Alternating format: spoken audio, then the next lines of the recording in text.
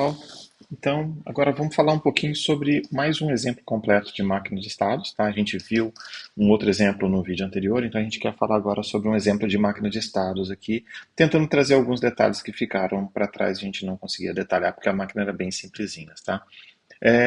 Um exemplo que a gente vai pegar aqui, ele vai usar a questão de processadores ou sistemas computacionais. Em certos momentos, eles precisam trocar o valor de dois registradores.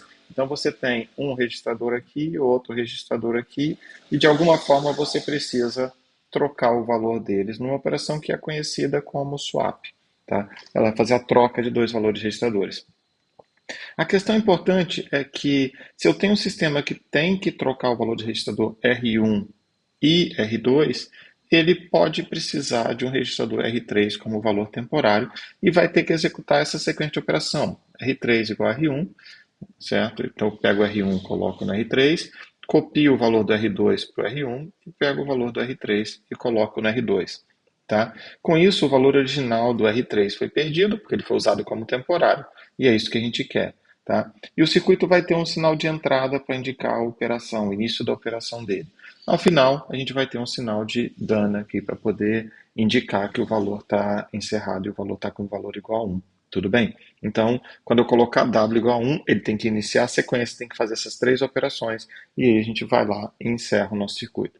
Só para trazer aqui o nosso diagrama, então nós temos um diagrama aqui que temos um componente aqui de circuito, e a gente vai falar coisas como R1 out, significa que o R1 vai escrever a saída, R1 in, a gente vai, quando ele tiver valor 1, o R1 lê o que está ali, nós temos R2 out, R3 out, justamente para poder fazer as escritas. Nesse caso aqui, nós temos como alternativa que somente um desses três um desses três sinais, R1 out, R2 out, R3 out, pode estar ligado de cada vez. E, obviamente, nós temos aqui os valores dos ins, né? Então, R1 in, ou R2 in, ou R3 in, para poder definir o que a gente vai fazer de operação. Relembrando aqui, a nossa especificação é trocar um com o 2. Então, nós precisamos executar essa sequência de operações que estão aqui. Para isso, quando W igual a 1, a gente começa, e quando a gente acabar, a gente coloca done igual a 1. Então, tem mais sinais aqui de saída, certo? Nós temos aqui, olha, 6, 7 sinais aqui, tá? De saída, e apenas um sinal de entrada aqui para o nosso circuito, tá bom? Então, tentando trazer o diagrama de estados, e a gente precisa tentar olhar nessa sequência de diagrama de estados aqui, o que nós temos? Nós temos o estado A, onde não está acontecendo nenhuma transferência, e toda vez que o W tiver zero, a gente continua no estado A. Em algum momento, nós vamos ter W igual a 1, a gente vai para o estado B. E aí, se a gente voltar aqui em cima, olha, e pegar essa expressão, R3 recebe R1, tá? Então vamos escrever aqui, olha, R3 recebe R1. Deixa eu escrever aqui no canto.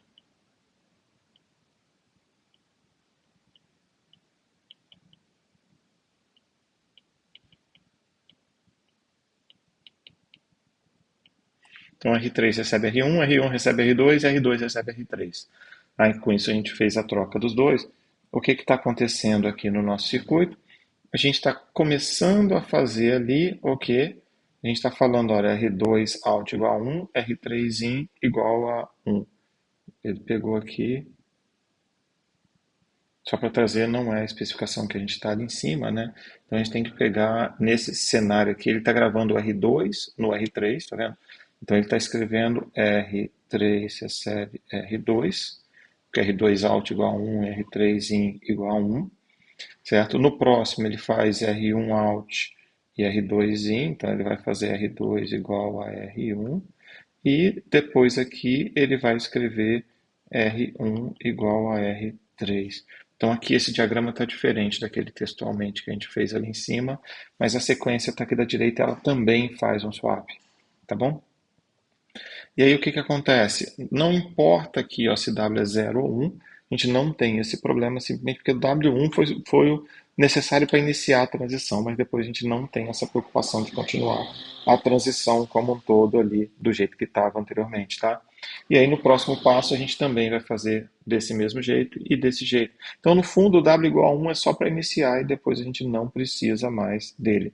E outra coisa importante é que o nosso dano está com valor 1 aqui nesse momento. Aqui tem uma característica muito importante, que nós temos 7 sinais de saída, mas vocês podem olhar os estados, a gente não está colocando todos eles. É comum, quando a gente vai fazer um diagrama de uma máquina mais complexa, que a gente só anote os sinais que estiverem valor 1. E os sinais que tiver valor 0, a gente não anote no diagrama. Vocês podem anotar no diagrama, mas não é necessário anotar no diagrama nesse caso, tá bom?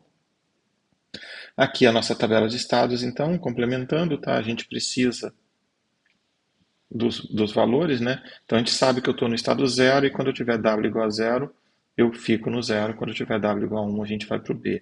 E é interessante que quando eu estou no B, eu vou para o C. Quando a gente está no C, a gente vai para o D. E quando a gente está no D, a gente vai para o A, independente do estado da entrada W, tá bom? E aí os sinais de controle que a gente fez estavam imediatamente ali em cima. A gente já está trabalhando com eles ali em cima nesse momento. Tudo bem? Com isso, a gente pode fazer a alocação de estados, então eu posso colocar os valores, olha, 00, 01, 01, e a gente faz o mapeamento que a gente fez anteriormente, e com esse mapeamento a gente pode pegar e montar as expressões lógicas, que a gente não vai olhar com tanto detalhe aqui, na expressão e na simplificação, mas a gente consegue aqui nesse momento notar que nós temos o nosso circuito, tá? E esse circuito vai fazer o que a gente quer do final para a gente, tá? Então nós temos W igual a 1, o nosso clock, e agora a gente tem os componentes que nós temos aqui. Lembrando que nós temos, olha, o Y voltando aqui, tá vendo? E ele vai para a saída, nós temos o Y2 barra também voltando, nós temos o Y1 aqui, olha, tá? E nós temos esse Y aqui, tá vendo? Então nós temos os Y voltando também. Tudo bem?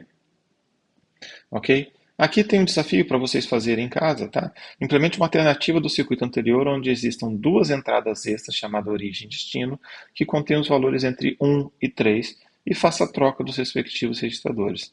Considere que a origem será sempre diferente do destino e você deve utilizar o registrador disponível para fazer a troca dos dois. Então, se a gente colocar a troca do 1 para o 3, a gente vai usar o 2 como intermediário. Se a gente fizer a troca do 2 para o 3, a gente está usando o 1 como intermediário. Se a gente fizer a troca do 1 para o 2, a gente vai usar o 3 como intermediário. Tá bom?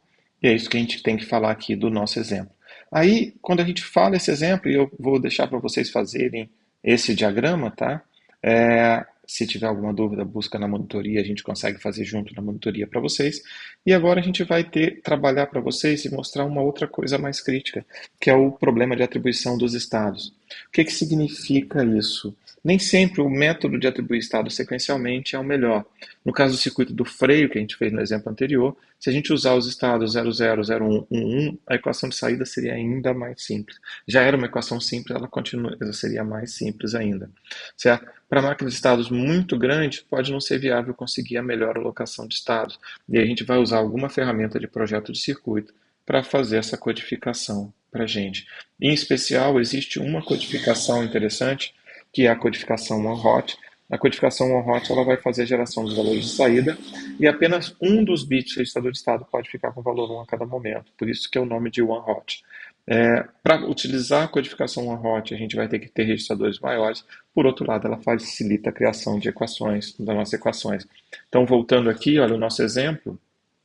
Como nós tínhamos 3 estados, a gente teria que ter a one-hot seria algo assim, ó.